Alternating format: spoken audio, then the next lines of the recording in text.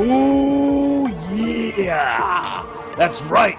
The SoCal Saint is back with another new episode of the premier professional wrestling podcast because the cream always rises to the top. Yeah.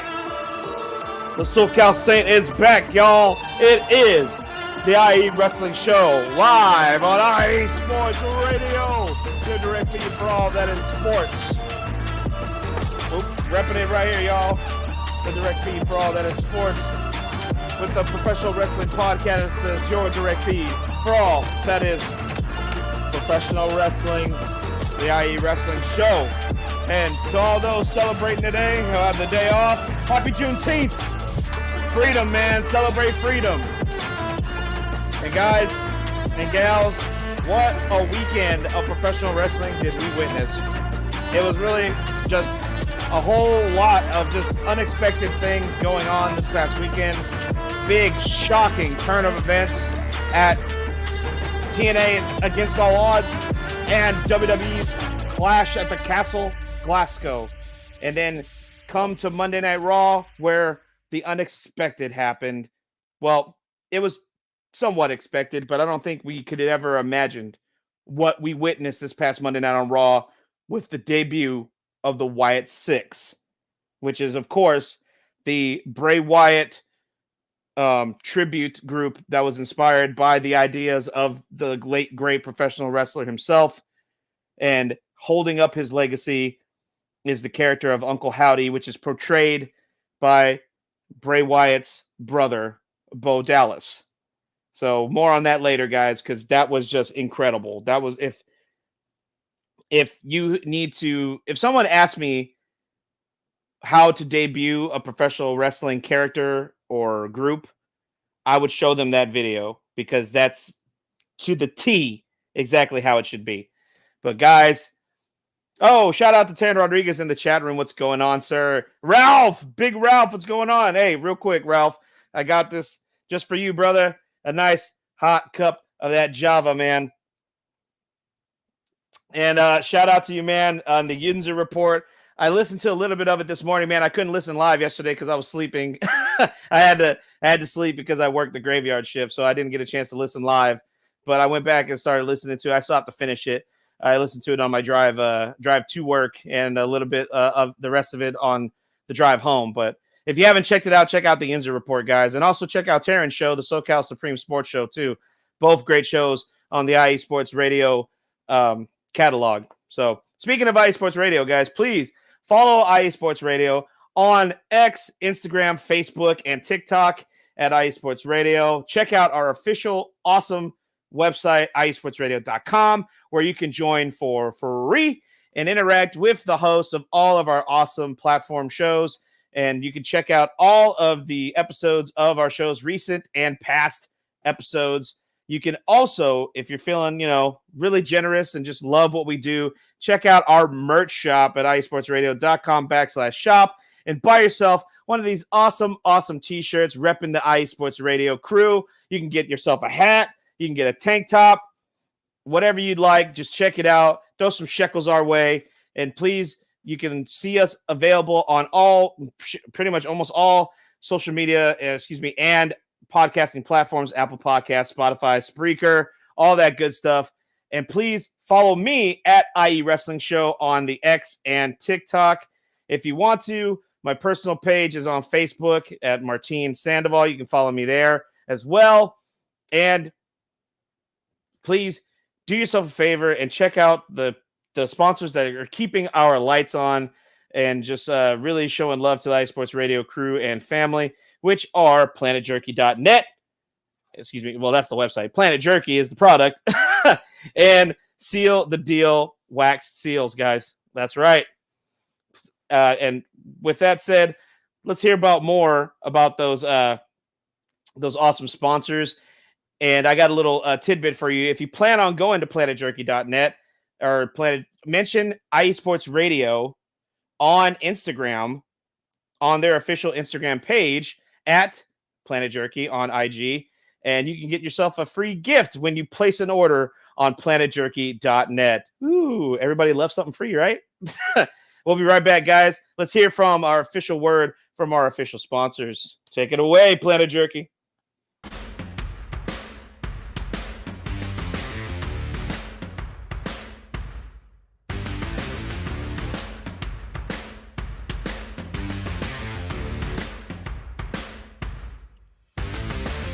IE Sports Radio fans, this show is brought to you by Planet Jerky Premium Brisket Beef Jerky.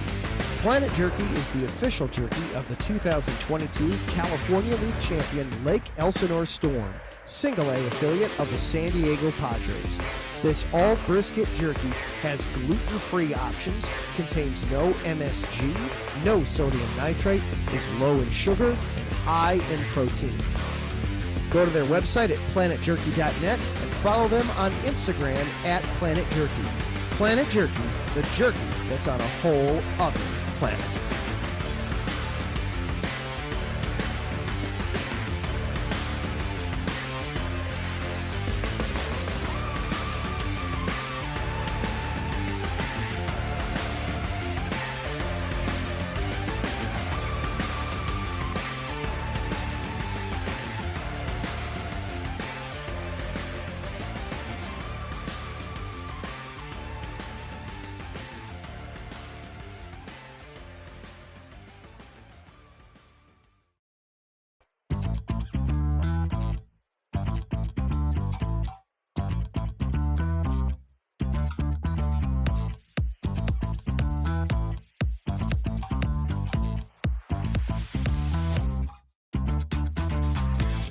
Hey there, IE Sports Radio fans. Be sure to check out our sponsor, Seal the Deal Wax Seals by Cecilia B. You just finished your very own wedding or baby shower invitations and you're looking for that extra special touch? Maybe you just wrote a letter to a relative or a friend and you want to add to their smile when they receive it. Then seal the deal with Cecilia's handmade sealing wax stamps for your invitations, letters, and gifts. You bring the deal, we'll bring the seal. You can find them on Instagram at sealthedeal_wax stamps and on Facebook, Seal the Deal Wax Seals.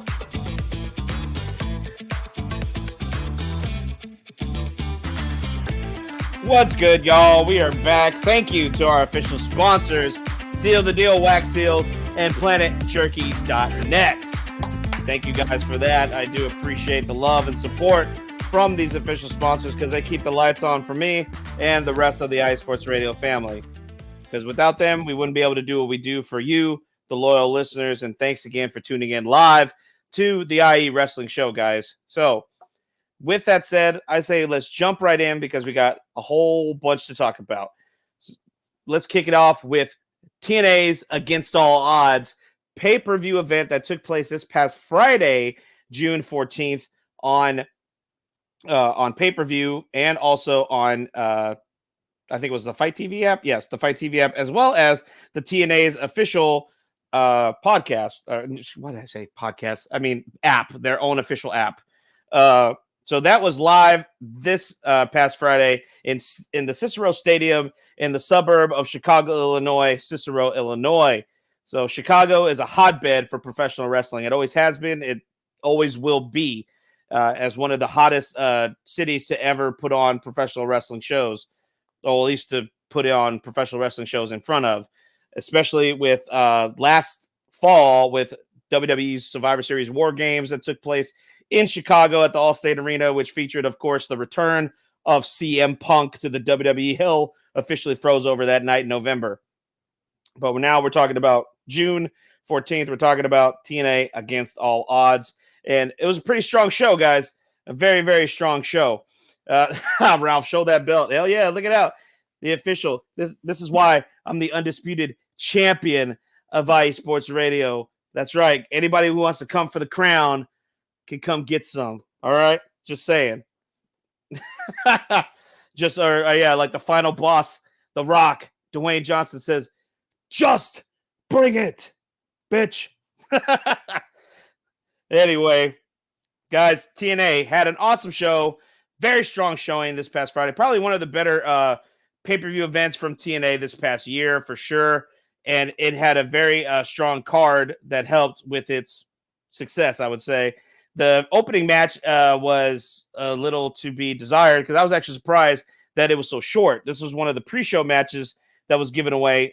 Sami Callihan, a former TNA World Champion himself, defeated former Ring of Honor World Champion Jonathan Gresham in a singles match that only lasted 2 minutes and 23 seconds, which I was very, very shocked that it was such a short match, especially with those two talents, because you had Sami Callihan, who's known for the hardcore style wrestling that he does, and of course Jonathan Gresham, who's probably one of the best technical wrestlers in the world today. And this match only went 2 minutes. I feel like that's, that's, I don't know. It feels like it almost cheated the fans. I don't know how that was the way to kick off the show. So that's my one critique for sure, that this match probably should have went a little longer, at least to get the crowd pumped up, Exactly. Like who was expecting that? You're waiting for the show to start. You're getting to your seat. You're getting your popcorn. You're getting your beer, your soda, whatever you drink.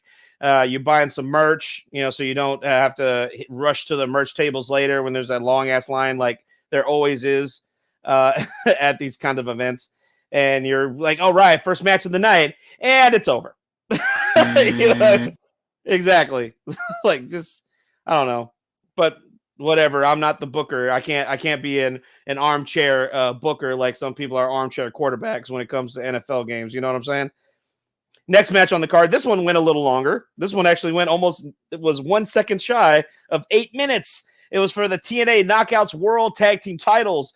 The Militia? Is that their tag team name? Wow. The Militia? That's a strange name. It's an amalgamation of the two females' first names, Alicia Edwards and Masha Slamovich, retained their Knockouts World Tag Team titles by defeating the tag team known as the Hex, Allison Kay and Marty Bell.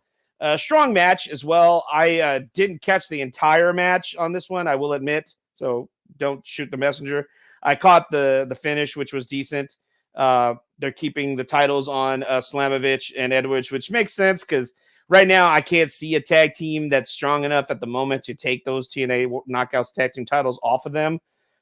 Maybe we can see some more integration with the NXT roster. Maybe there's a tag team of females on the NXT roster that may show up in TNA to challenge them for the TNA Knockouts tag team titles at some point. Possibly. We'll see, because remember that mention of NXT, guys, because I'll be back there in just a moment with that. After that, we got into the main show, guys. The main show started after those two first pre-show matches and a strong showing. The first match was a tag team match with the tag team of Steve Macklin and Mike Santana defeating the team of the Rascals, Trey Miguel and Zachary Wentz. Zachary Wentz and Trey Miguel are former partners with NXT's current superstar, who is a former NXT North American champion and a two-time NXT tag team champion, Wes Lee. And I'm still, fingers crossed, hoping that one day with this agreement between the two companies that we get to see the reuniting of the Rascals. I know everybody keeps saying I'm doing, or if you keep seeing me doing this, that's like one of their signature things that they do, the Rascals, which kind of makes sense because I think that wasn't this for all my 90s kids out there, wasn't this the thing that the Little Rascals used to do to each other? All the boys before they went inside their little clubhouse, the He-Man Woman Haters Club or something like that. If anybody can quote me on that or check up on that or fact check me on that, please. I'm pretty sure that's what it is. Anyway, sorry, I lost my train of thought. Good match though. I mean, there's a conflict in styles. Oh no, Matt Hardy does this. Larry B in the chat room, delete, and then yes, wonderful, yes. Sorry, that was my Matt Hardy impression. Oh yeah, Ralph coming at me with the Three Stooges did that. Probably, that makes sense. I think the Little Rascals and the Three Stooges were around at the same time, weren't they?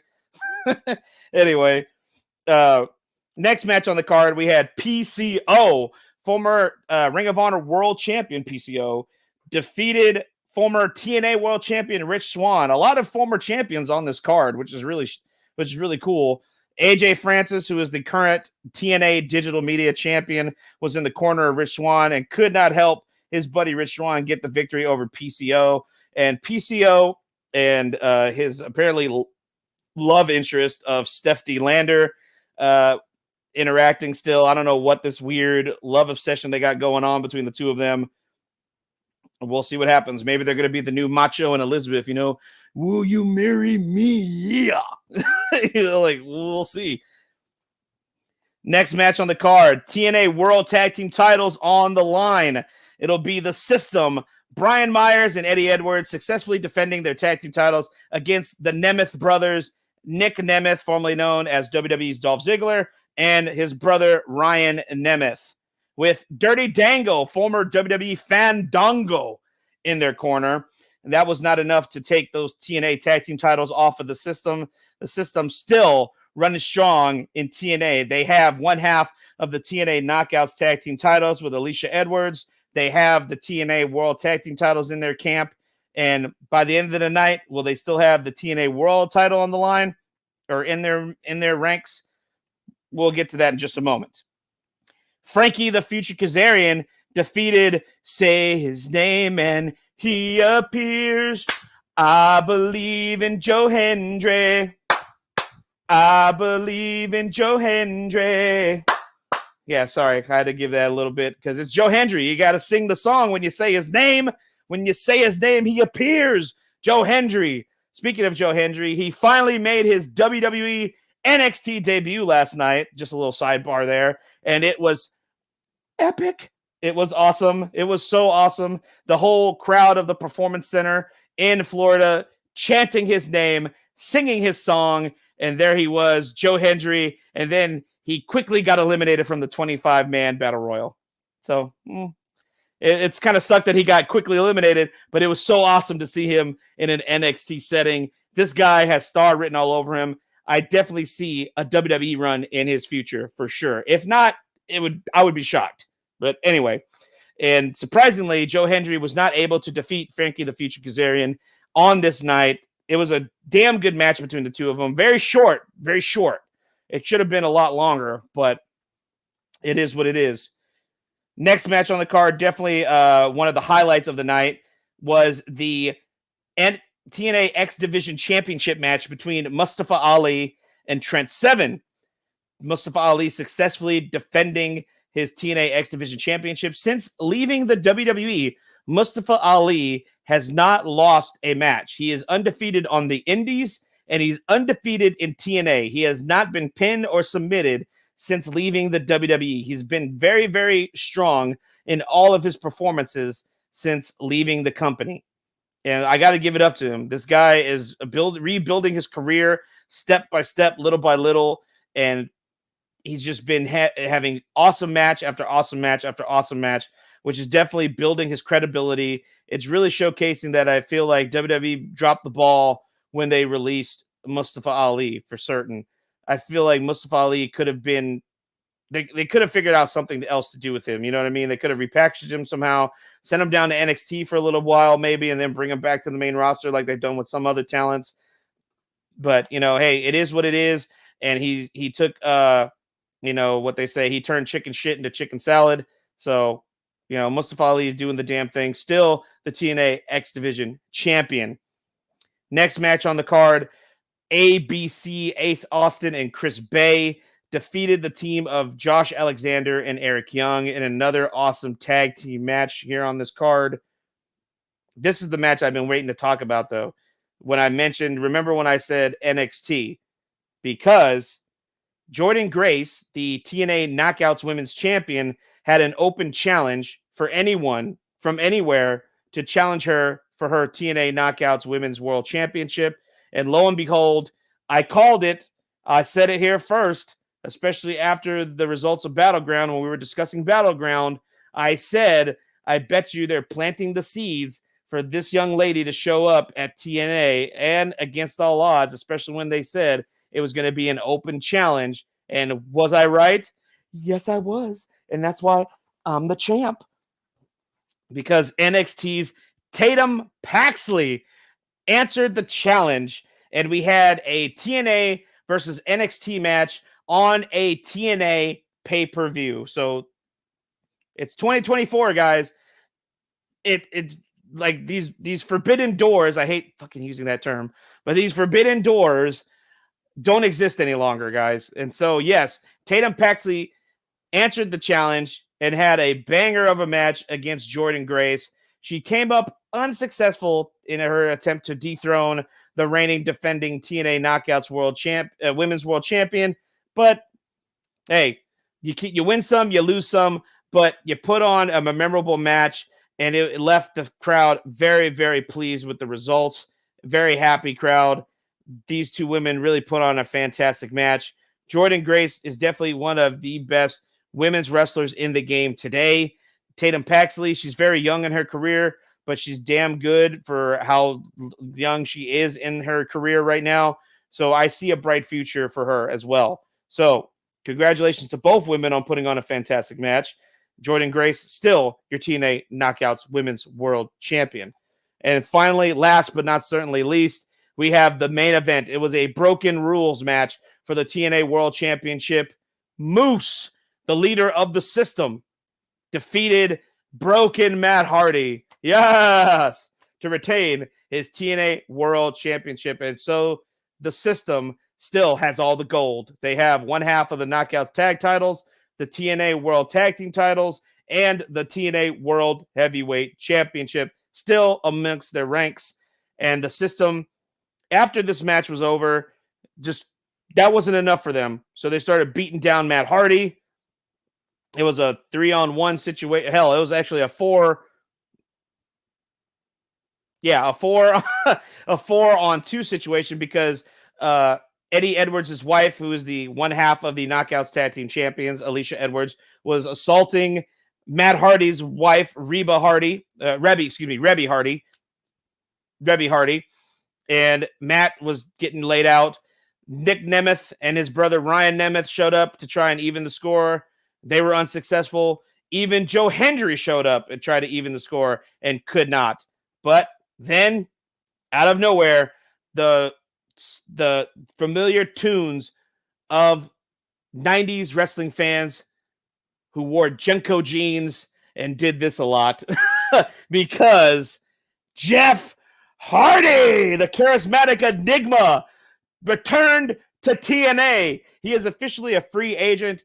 The shackles of his AEW contract are gone, and he is now a free agent to go wherever he wants, whenever he wants. And he decided to show up in TNA, where a lot of his later in life career was spent.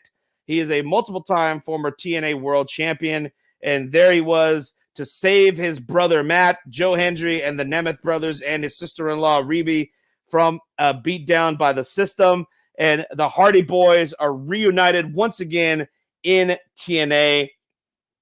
And I would love to see what I'm sure we will get possibly at the next TNA pay-per-view, a Hardy Boys versus the System match. Maybe we'll even get a mixed tag. You know, maybe we'll get the Hardys and Matt's wife Reby against, you know, the System, the tag team champions, and Alicia Edwards. You know, who knows what the plan is. But Jeff looked healthy. Jeff looked happy. And the crowd went home happy to see Jeff Hardy in a TNA ring once again. And that is how the show ended, with Jeff Hardy clearing the ring with his brother, his sister-in-law, the Nemeth brothers, and Joe Hendry standing tall at the end of TNA against all odds. So, wow. Like, did anyone see that coming? Possibly, because I even notated last week on the show that Jeff's contract was coming to an end very, very soon. How soon is what I did not know. So, to my surprise, I did not think his contract had ended right before the show. But apparently, in my research looking into it, Jeff's contract ended like that night at midnight, like that morning at midnight. So he became a free agent the day of the pay-per-view. So it was real, like damn, like right down to the wire. You know what I mean? So the Hardy Boys, yes, Larry B, head honcho of IE Sports Radio. The Hardy Boys apparently are back for possibly one final run. Maybe they'll bring back the Broken Hardys, and Jeff will go back to being Brother Nero, and along with his brother Broken Matt, you know, and they'll have the spirits align with them, and they'll take them from obsolete to delete. You know, they're gonna delete their opponents because they are obsolete. Yeah, that's right. So I can't wait to see. I would love to see another match at the Hardy compound with the brothers. Maybe have like an ultimate another deletion match. You know what I mean? I don't know what you would even call that. Would it be the final deletion? Because they've had the ultimate deletion, they've had the final deletion, they've had delete and decay, they've had this most recent one was the system going to the Hardy compound. I mean, I mean, what are they going to do, man? Ralph in the chat room asking, do I see them with the belts in TNA? I mean, I'm sure like everybody would be like, for nostalgia reasons, yeah, let's put the belts on the Hardys. I don't want to see that, honestly. I feel like the Hardys are in the twilight of their career, and I think this is the time that they need to be putting people over. As far as like, you know, in wrestling terms, they need to be making stars. They already are stars. The Hardy Boys don't need the belts. You know, they don't need the tag titles, as is, you know, Matt and Jeff. Neither one of them need a world title reign at this point in their career either. You know, Matt and Jeff are both former TNA world champions.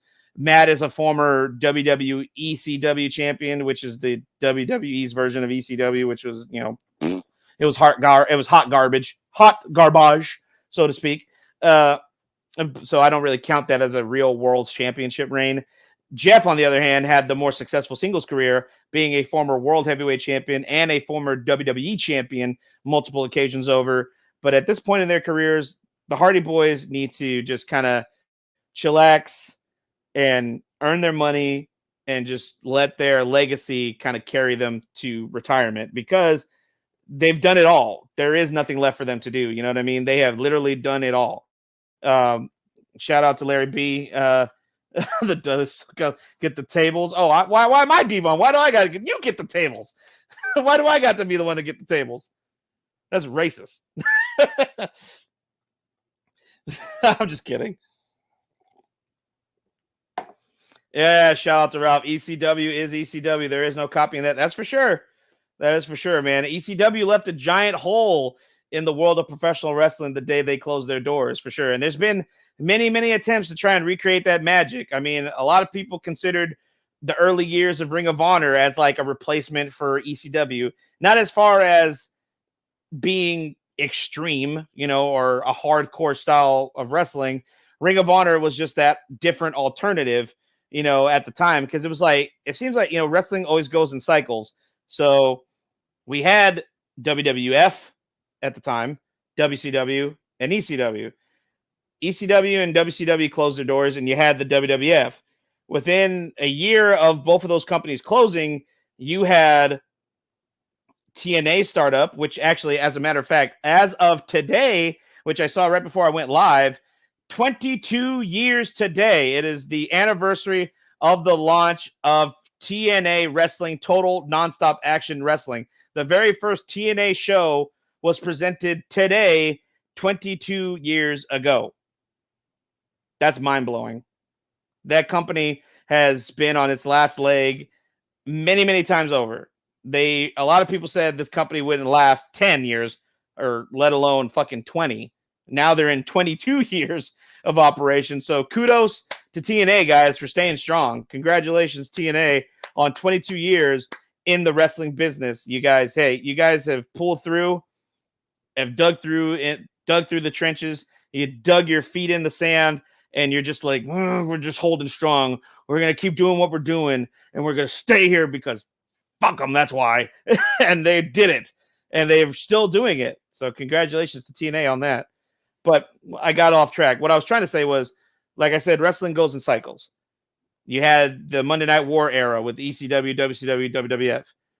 Those companies went out of business. WWF becomes WWE, and you have TNA starting up, as well as Ring of Honor starting within the same time frame. So then you had the WWE, and to a much lesser extent, you had TNA, and you had Ring of Honor Wrestling. And then that kind of just teetered off for a while. And now you have this new era that we're in where it's WWE, NXT. I'll lump those together because they are, NXT is WWE, you know what I mean? And then you have TNA still. And then you have this other alternative. You have All Elite Wrestling. But that's not the only thing going on. Wrestling is so hot right now. You also have another company, which I feel like definitely has filled the void for ECW fans in terms of the hardcore style of wrestling that they miss. And that is Game Changer Wrestling, GCW. If anybody has never seen a GCW show or a match, do yourself a favor and check it out, because that's where the hardcore craziness of Nick fucking Gage comes from. If you haven't seen Dark Side of the Ring, Nick Gage, check out that episode. His story about his life is nuts. Definitely watch it. It's a must watch. It's absolutely nuts. They've had some other stars that have come through GCW. X-Pac had a spell in GCW. Joey Janela had a spell in GCW. Matt Cardona, formerly known as Zack Ryder, is a former GCW heavyweight champion. AEW's John Moxley. I mean, like, GCW is one of those cult following like wrestling companies, just like how ECW was. Yeah, but GCW is pretty damn popular. I really want to go to a GCW show next time they come through my area here in the DFW area. So I'm really hoping to check that out. Yeah, those guys go nuts. Like, I see people getting thrown through doors, fluorescent light tubes, thumbtacks, all sorts of shit. I've even seen footage of Nick Gage taking I think this is actually in CCW when this happened, but I'm pretty sure he's used it more than once. But he took, if you're squeamish, I apologize. So you can fast forward this part if you need to, if you're watching later or listening later on the download. But he took he actually talks about this in his Vice documentary, the Dark Side of the Ring episode. He's wrestling John Moxley talked about this. John Moxley's wrestling Nick Gage. Nick Gage takes a pizza slicer, guys. You know, the round little that slices your pizza. Took it, put it in his mouth, and went, yeah, right here. Cut him right in the mouth. And John Moxley thought his tongue was cut almost. But no, not exactly, but damn near close. Nick Gage is a psycho. Nick Gage is like Mick Foley on heroin. And that's not a euphemism. That's actually more accurate than I want it to be. Anyway, we're going to take a short little break, guys, and we're going to hear from one of our awesome other IE Sports Radio shows, and we'll be right back. We're going to talk about WWE's Clash at the Castle, Glasgow, and boy, you don't want to miss that. Stay tuned.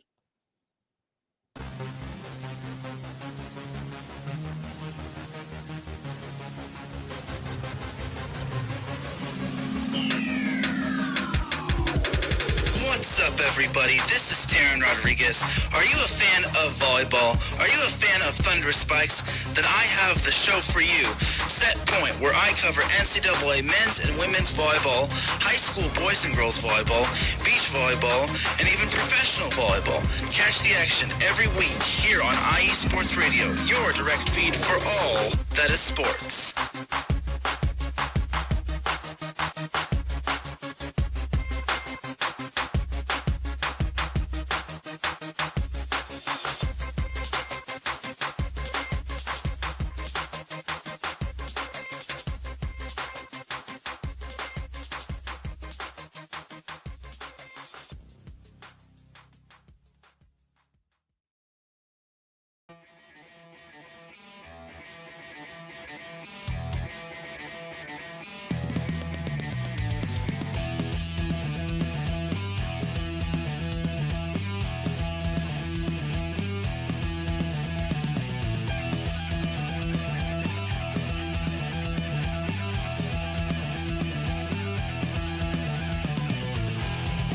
It's IE Sports Radio.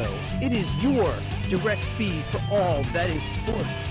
It is Philly Sports Talk with Cash and Chris every Tuesday night right here on IE Sports Radio, your direct feed for all that is sports. Philly Sports Talk with Cash and Chris, the most comprehensive view on Philadelphia sports exclusively right here on IE Sports Radio. You know what it is, your direct feed for all that is sports. Tuesday night, IE Sports Radio, Philly Sports Talk with Cash and Chris.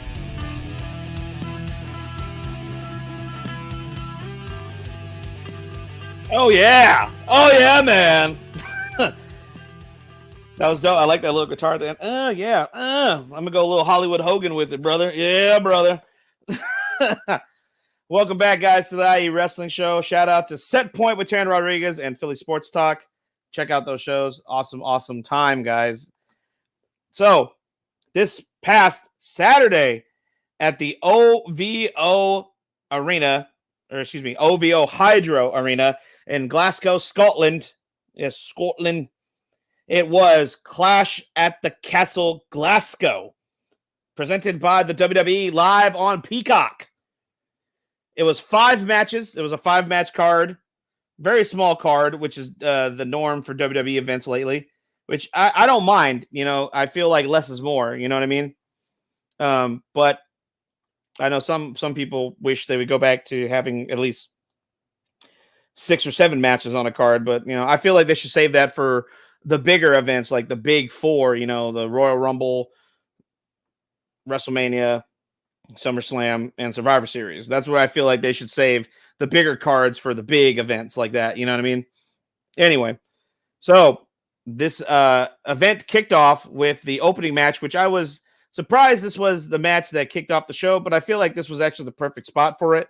It was the I Quit match for the WWE Undisputed Championship.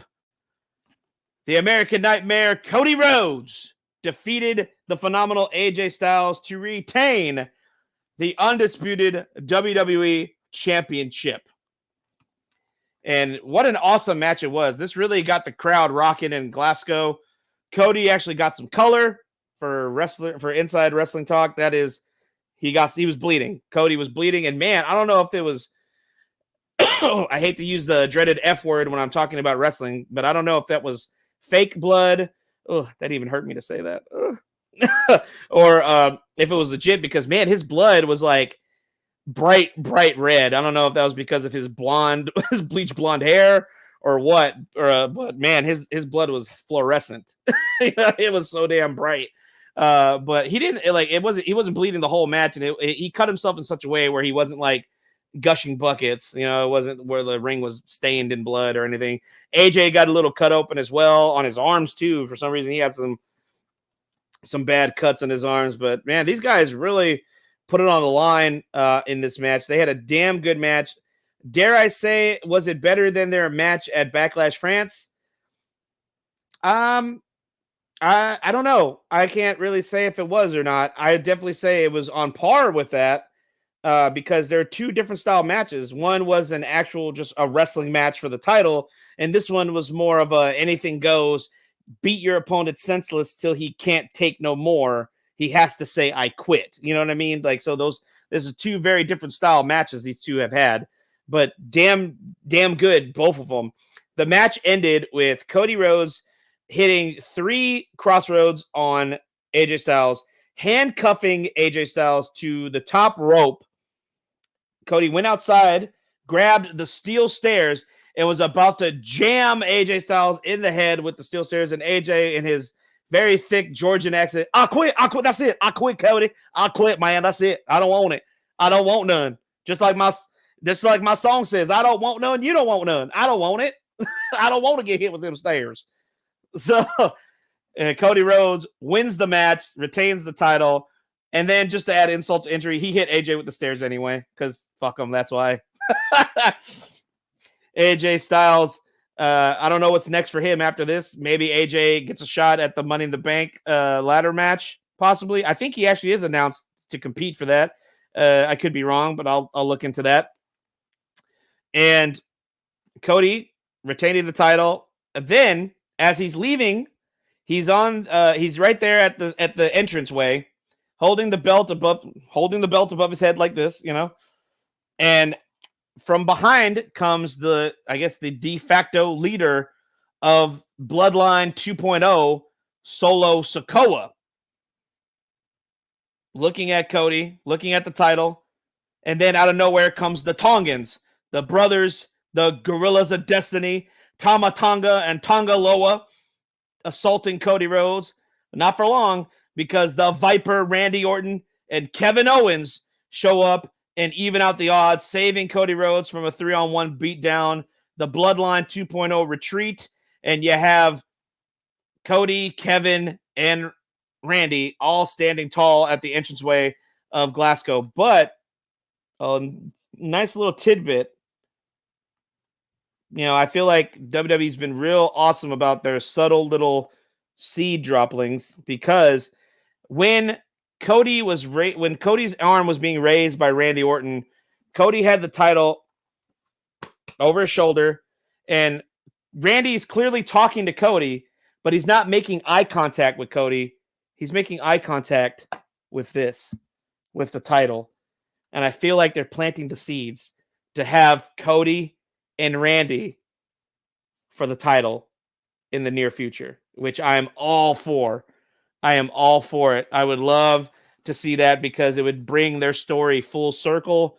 The student, now the teacher, or in their case, the student is now the champion, and the mentor now is the challenger. Because, of course, in Cody's young career in the WWE, when it first got started, he was a member of Legacy, which was Randy Orton's group, which was almost like his own version of Evolution. Randy was now the veteran, and he had two young lions in his stable, Ted DiBiase Jr. and Cody Rhodes, the sons of the $1 Million Man, Ted DiBiase, and the American Dream, Dusty Rhodes, God rest his soul. And of course, Randy Orton himself, being a third-generation superstar, his grandfather was a professional wrestler, and his father, Cowboy Bob Orton, is a WWE Hall of Famer. And for them to come full circle and end up having a match for the WWE Championship is definitely something I want to see. I want to see this. I was hoping that they would save this for WrestleMania, honestly, but I could see this happening at SummerSlam.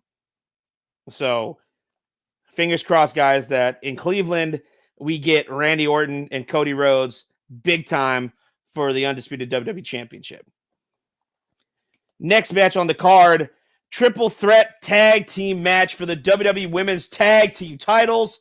The Unholy Union and Hometown Girls, Alba Fire and Isla Dawn, defeated Bianca Belair and Jade Cargill and Shayna Baszler and Zoe Stark to become the new WWE Women's Tag Team titles. The crowd went completely nuts for this. It was so emotional to see Alba Fire and Isla Dawn winning the WWE Women's Tag Team titles in their home country in Glasgow. Just, you can see the emotion on their face, especially on Alba. God love her. I'm praying for her right now, because apparently what I did not know at the time, I ended up finding out later after the show was over, that I think it was a month ago. God, this is rough, man, because I know how it feels to lose a parent, especially your mother. My mother passed away when I was 18 years old, and Alba Fire had her mother visiting her in Tampa. She passed away when she was struck by a vehicle. I don't know if the driver was drunk or what the situation was. I don't know all the details, but that happened a month ago, literally a month ago, almost to the day of the show. And for her to be able to go out there, do her thing, and win the WWE Women's Tag Team Championships with her best friend, Isla Dawn, in front of her hometown crowd and family that was live in attendance, you could see the raw, real emotion on her face for that victory. So, I mean, God rest her soul to her mother, and God bless Alba Fire for being able to put her emotions aside and go out there and have an awesome match. There was a little hiccups here and there, but just wow. Just, like, that's in the feels, man. Like, honestly. And people look at it like they look at wrestling and, people don't actually win championships.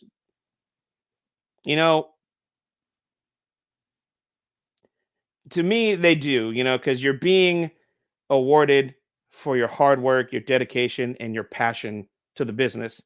And that is what Alba and Isla were given. They were given an opportunity. They seized that opportunity and they were awarded in kind. They are now the tag team champions of the women's division. So congratulations to them. Next match on the card. Whoo, man. This match was some good, bro. Intercontinental Championship match. Could this match, it was ridiculous that this match could not be bad, because it wasn't. This match was fantastic from start to middle to finish. Sami Zayn defeated Chad Gable to retain the Intercontinental Championship. I know many of us thought that Chad Gable, since he recently re-signed with the WWE for an extended contract, big pay raise, that he was going to get that title. No. He came very, very damn close. They put on a clinic, man. Chad Gable, boy, man, he just WWE has been looking for. I say this every time I talk about Chad. WWE has been looking for someone to replace the hole that Kurt Angle left whenever he left the company back in 2006. And they never, ever have been able to do that. It took them all these years. It is now 2024, and they have found their new Kurt Angle, and that man's name is Chad Gable. Even in defeat, this man looks like a fucking beast. And Sami Zayn is still rocking as Intercontinental Champion. He is super over with the crowd. He is the fighting champion, the underdog from the underground. He is such a beloved character, a beloved superstar. The fans he's just so likable. I would like to compare Sami Zayn to a Mick Foley, because Mick Foley had that connection with the crowd. He was just so down to earth, so just real. He was, what you saw with Mick is what you got. And I feel the same way with Sami Zayn. What you see with Sami is what you get. There's no BS with him. You know what I mean? He is what he is, and the crowd loves him for it. That's his character, just like Mick. And that's how it is. The crowd just loves Sami. And these guys are so fantastic in the ring. They can never have a bad match with each other. It came down to Otis and Maxine Dupree were at ringside with Chad. Chad was trying to get Maxine to hit Sami with the belt. She refused, which angered Chad. And then to the rescue comes Otis. He keeps inching closer and inching closer to you can see it in his eyes. He wants to pop Chad, but he doesn't. And then Chad puts the ankle lock on Sami on the outside. Sami counters. Chad gets thrown into Maxine. Poor Maxine is knocked over. Maxine has a big-ass boot on her foot. Apparently, she has some sort of ankle injury or something. She legit has a boot on her foot. She's selling like her life depends on it. She looks like she just got hit by a bus. She is so in pain, and you can see Otis is upset. He's pissed off at Chad, and he leaves Chad high and dry, which distracts Chad, and he gets hit with a boom hula kick from Sami. 1, 2, 3. Sami Zayn still Intercontinental Champion. And as Sami is leaving, he looks back at Chad, and you can see the utter disdain and just dread and anger on Chad's face. Sami looks at him and is just like, "Sorry, man. You're done. That's it. That's your last shot, bro. No more. You're done." And that's what it seems like, because Chad, this past Monday night on Raw, following Glasgow Clash at the Castle, addressed the elephant in the room, addressed the Alpha Academy, tried to blame the loss on them, which led to finally Otis putting hands on him. Finally, Otis pushing Chad across the ring into the corner. And the Alpha Academy is no more, apparently, as they are staying together. Tozawa, Otis, and Maxine left the arena, left Chad high and dry, and Chad has proclaimed that he will now seek a shot to become Mr. Money in the Bank. And I believe next week he will be in a match, a triple threat match to qualify for the Money in the Bank ladder match in Toronto next month. And he's got a tall order because Chad is the smallest man in his triple threat match because yes, if I remember correctly, it will be Chad Gable versus Big Bronson Reed versus Braun Strowman in a triple threat match. Chad is the smallest man out of those three superstars. So, I mean, fingers crossed for Chad, but his shot at getting to Money in the Bank is not looking so hot. Next match on the card was for the WWE Women's Championship. Bayley successfully defending her WWE Women's Championship against hometown girl Piper Niven. The crowd was kind of half and half with this because, of course, they wanted to see their hometown girl Piper Niven win the title in Glasgow. And you definitely had some Bayley fans, especially Bayley's super over in the United Kingdom. And they always, for some reason, I don't know if it's a song or something, but the UK crowds are always chanting this one chant every time they come over there with Bayley. I think it's something like, "Hey, Bayley, ooh, I want to know." Something like that. I think it's something like that. I don't know. They have all their weird chants. But anyway, they're soccer hooligans, guys. They all have funny chants. But the funniest part of this match was Chelsea Green. I got to do that right. I got to do it correctly. Chelsea Green, just like Samantha Irvin says, who was in the corner of Piper Niven, she got kicked out of the match by the referee fairly early in the match. And then halfway through the match, she thought the referee wouldn't notice, even though she was still wearing the same shirt and skirt, but she just changed her little beret to a Rey Mysterio mask and tried to play it off as if she wasn't the same person that had just gotten kicked out of the match. That was definitely the most entertaining part of that match, was Chelsea Green running down to the ring with a Rey Mysterio mask. And you're like, what? I don't know what you're talking about. I'm not Chelsea. I'm Chelsea Mysterio. I'm not Chelsea Green. Oh, man. And then came time for the main event, guys. The namesake of this match, the namesake of this pay-per-view, the main event from day one, the World Heavyweight Championship. The Ultimate Hero in his home country, in his home city, Glasgow, Scotland. The Scottish psychopath himself, Drew McIntyre, challenging El Campeón, the leader of the Judgment Day. All rise for the World Heavyweight Champion, Damian Priest. And man, did these guys not disappoint. These guys put on a clinic. There was a couple of hiccups because I really thought that Damian Priest was seriously injured when he tried to do a plancha over the top rope, and he got caught on the middle and top rope, and his leg actually got caught in the ropes, and he was stuck upside down for quite some time. And those ropes are not, soft little ropes. They're actual ropes covered in like a thin padding. So can you imagine like really hard ropes, like just hugging your ankle? It's definitely not going to feel good. And he completed the match basically on one leg. That shows you how tough Damian Priest is, especially as world champion. And then, even with that, there came a moment in the match where this turned into 1997 Survivor Series. The most famous screw job of them all, the Montreal screw job. This is probably a close second. And I'm calling it the Glasgow screw job. Yep. By CM Punk. The referee gets bumped to the outside of the ring.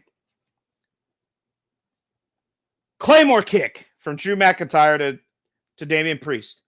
Drew has the cover. The crowd is counting. They're almost up to 10. And then you see a referee, but the way that, God, I love the new style of these camera shots from the WWE, because from behind, you see a referee slide in and he goes, 1, 2, and he stops.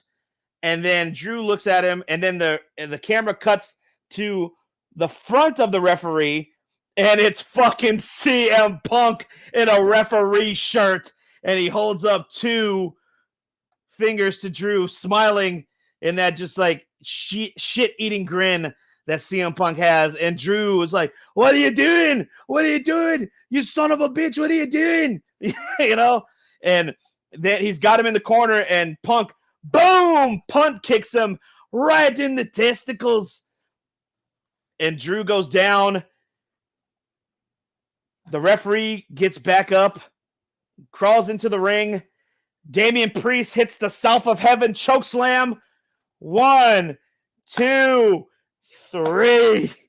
Drew McIntyre loses in Glasgow in front of his hometown crowd, in front of his family. All thanks to CM Punk.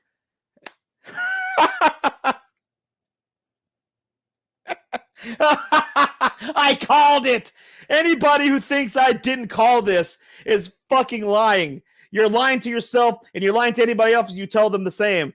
Who called this first? Who said that? Can you imagine? Would they really do it? Would they really have the balls to troll Glasgow and have CM Punk cost Drew McIntyre the World Heavyweight Championship? Me, your boy, the SoCal Saint, said that. And was I right? Was I right, chat room? Was I right? 100% was I right. WWE should be paying me because they're stealing my ideas. I need to wear a foil hat, okay? Because they're watching me, man. They're watching me, bro. Everybody's watching me, man. I was on point. That's why I'm the undisputed world champion of professional wrestling podcasts. Thank you, Ralph. I appreciate that. I said it in jest. I honestly didn't think that was going to happen. But lo and behold, it did.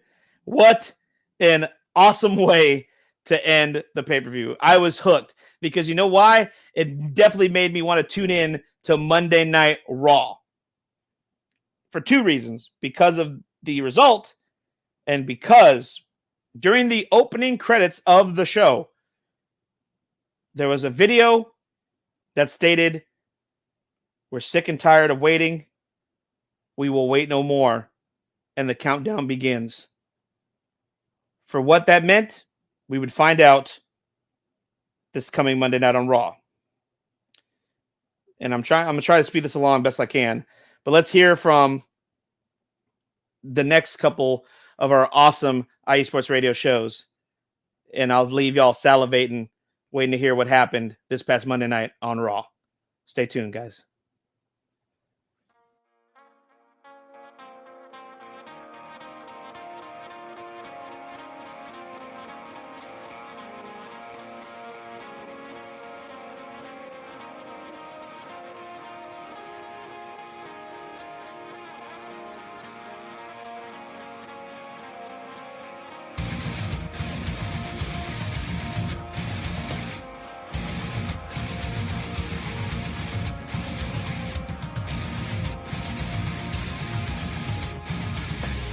Hey sports fans, do you like wine? Well, we've got the show for you.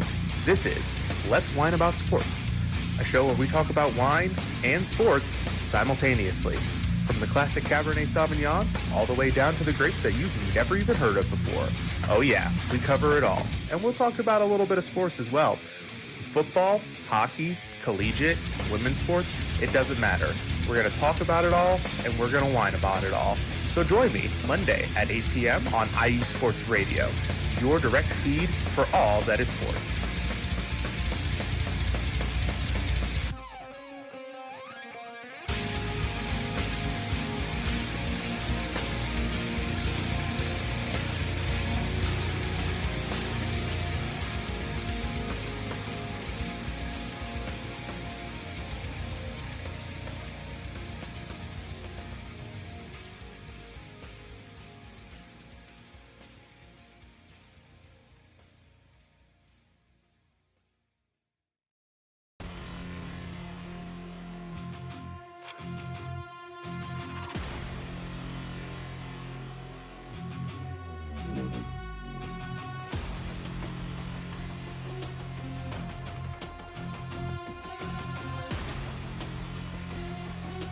What's up, Pittsburgh? This is Ralph DeLeese, the host of the Injury Report on IE Sports Radio, your direct feed for all that is sports. Are you that passionate diehard Steelers, Penguins, Pirates, or just a Pittsburgh sports fan? Then please join me on the Injury Report every Tuesday on IE Sports Radio, the direct feed for all that is sports, and I will update you on all that's black and gold and have you telling your Pittsburgh fans and friends what's up with Pittsburgh sports. Tune in Tuesday with me, Ralph DeLeese, the Injury Report on IE Sports Radio, your direct feed for all that is sports. Let's go! What's good, y'all? Back with the IE Sports Premier Professional Wrestling Podcast, the IE Wrestling Show. We discussed the results of TNA Against All Odds. We discussed Clash at the Castle and the Glasgow Screwjob by CM Punk. And man, hey, shout out to, I hope I say your name right, Kaylee Hernandez. Am I saying that right? If I said it wrong, I do apologize. Thank you for tuning in. And yes, wrestling is crazy right now, and that's why I love it so much. And yes, that's what we're going to get into, guys. Yeah, we're definitely about to talk about that. So, Monday Night on Raw. Show starts off like normal. Pyro, everybody's happy. Big stuff. And then a familiar theme song hits that we didn't think we would hear so early on in his recovery. Burn it down. Oh, the return of the former World Heavyweight Champion, Seth freaking Rollins, returned to the WWE live on Monday Night Raw. The crowd did not see that coming. I didn't see that coming. I don't think any of the wrestling quote-unquote journalists and podcasts even called that Seth was coming back to the WWE so early on in his recovery, because it was reported months ago after WrestleMania that he would be out for 6 to 8 months with his knee injury after the surgery. But yeah, so Seth is back. Seth is back. And not only that, Damian Priest came out, the reigning defending World Heavyweight Champion, to put his money where his mouth is. And he himself challenged Seth freaking Rollins to a match at Money in the Bank, and it was made official. So Seth's first match back will be next month in Toronto at Money in the Bank for the World Heavyweight Championship. Damian Priest defends the title against Seth freaking Rollins. I'm excited. This should be a big, big match. I cannot wait to see this. And definitely this match will decide who will be the champion going into SummerSlam to defend the title against the King General Gunther. Because Gunther has a guaranteed World Heavyweight title shot at SummerSlam thanks to his King of the Ring victory. So I can't wait to see this match. I'm so glad Seth is back. He looks happy. He looks healthy. So glad Seth is back on WWE television. He was definitely the MVP of WrestleMania weekend, wrestling on a bad knee, man. Like, just, I kudos to Seth for sucking it up for our entertainment and our enjoyment, man. That's a guy who loves his crowd, loves his fans, loves his sport. Yes, his passion for his sport is probably stronger than anyone's for him putting himself through that. But you know what this means. With Seth back, we could possibly get Punk and Seth a lot sooner than later. Like, I'm excited. I think they should still save that for Mania, but who knows? Ooh, the possibilities are endless, guys. And Drew McIntyre showed up, and I knew everyone was waiting to see what Drew was going to say. Oh, okay. Kale. Yeah, I think Larry was trying to tell. Oh, I'm so sorry.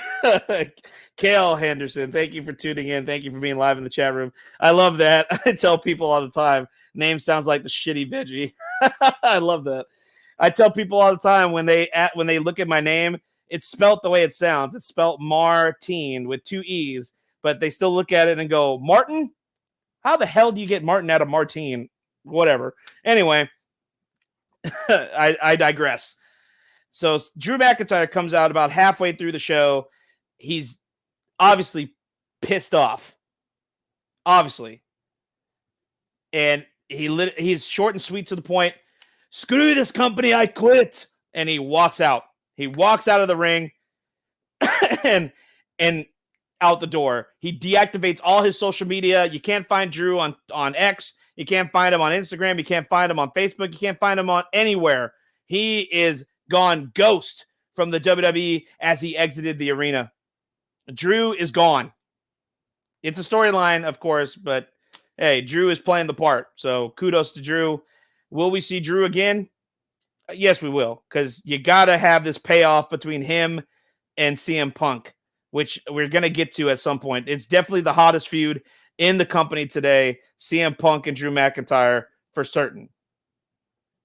And then we had the first of 2 Money in the Bank qualifying matches, a triple threat match between Io Sky, Zelina Vega, and who's the other person in that match? Oh, and Kiana James. Io Sky wins the match, and she books her ticket to the women's Money in the Bank ladder match, possibly looking to repeat as Miss Money in the Bank for a second time. And then the main event of the evening was Jey Uso, main event, Jey Uso, yeet, yeet, yeet, versus Finn Balor versus, oh man, I just lost my train of thought. Who the hell was the third person in that match? Wow, who was the third person in that match? I just had a big brain fart. If anybody in the chat room remembers who the third person was in the main event this past Monday, let me know, because for some reason I can't think of it right now. Anyway, Rey Mysterio. Wow, how did I not remember Rey Mysterio? It was Jey Uso versus Finn Balor versus Rey Mysterio for the first spot in the men's Money in the Bank ladder match. And main event, Jey Uso is the winner, and he punched his ticket to Money in the Bank in TO. And we thought the show was over, and then lights go out. A familiar piano. Boom, boom, boom, boom. The strings of Shatter, which was Bray Wyatt's final professional wrestling theme, starts hitting. And we see the door that Bray Wyatt made his return through. Opens. A big beaming light shining through. Very ominous. Almost like if Bray himself had come down for a moment. Shuts off. And then we see this woman crawling on her hands and knees to the lantern. She stands up and she points to the back. And then we just see this Texas Chainsaw Massacre-esque visual of these wrestlers and these authority figures all decimated and bleeding. Even Chad Gable was resting against a box with blood on the side of his head, almost like if he was, and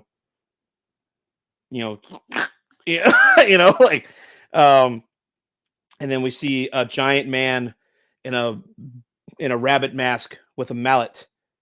And then we see a man with a pig mask. And then we see another man with a buzzard mask leading up to the man himself with his arms stretched out with a light beaming behind him. Uncle Howdy is back.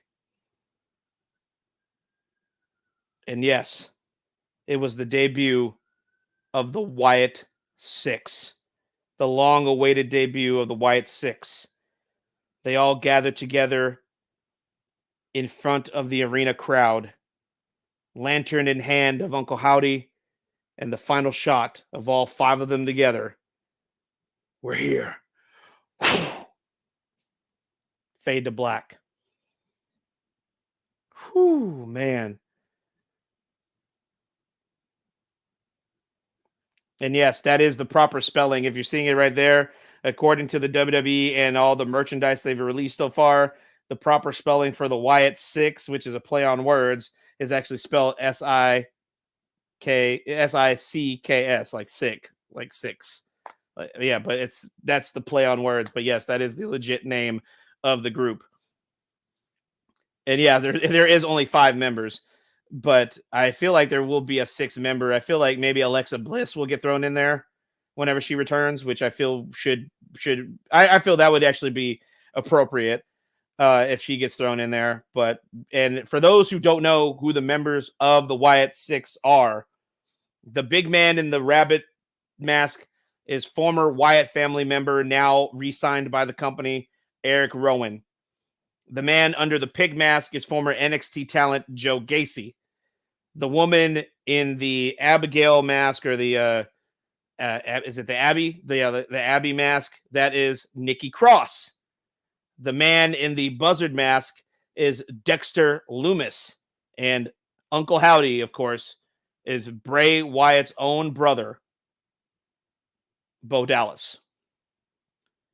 And what a way to honor the legacy of Bray Wyatt. What an awesome way to debut a new group. It was just so cinematic. And I saw this fan video after the show went off the air.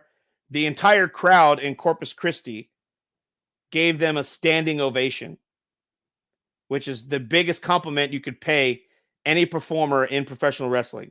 And these guys didn't even wrestle a match. They got a standing ovation for just an awesome debut. I can't think of another group that debuted in such a way, in such a cinematic way. And this is all from the mind of the late, great Bray Wyatt, Wyndham Rotunda. First ballot WWE Hall of Famer for sure. I know his career was very short, but his impact, as you see with this past Monday Night on Raw, is everlasting. I don't know what the future holds for this group. I don't know what terms of booking this group will get, what the plan ultimately is. But hopefully, the booking committee, Triple H, and Bo Dallas and the group themselves, they all have input equally, and they stay strong like this debut was, because this was just magnifique. It was beautiful. I loved it. It gave me goosebumps, man. Like, I'm getting goosebumps just talking about it right now.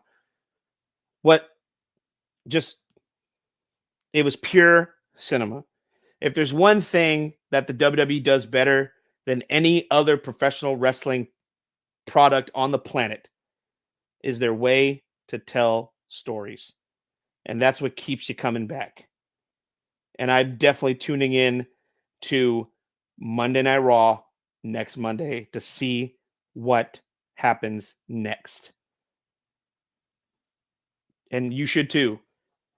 Trust me. Guys, what an awesome show this has been today. I appreciate all of you watching me live right now. Big, strong showing. Shout out to all 78 people watching live on X, on Facebook, on YouTube. I love it. Thank you for showing love. I appreciate it so much. Thank you all. Thank you so much. Guys, follow me on the X and TikTok at IE Wrestling Show. Follow IE Sports Radio on Facebook, X, Instagram, and TikTok, and on YouTube. Check out our website, IESportsRadio.com. Shout out to our sponsors, Planet Jerky and Seal the Deal Wax Seals. And please, guys, thank you for tuning in to the IE Sports Radio's premier professional wrestling podcast with its undisputed championship host, the SoCal Saint. I will see you guys same SoCal Saint time, same SoCal Saint channel. Shout out to all those in the chat room. Thank you for tuning in, guys. I'll see y'all next week. Much love. Take care, guys, and happy Juneteenth! Celebrate freedom, y'all.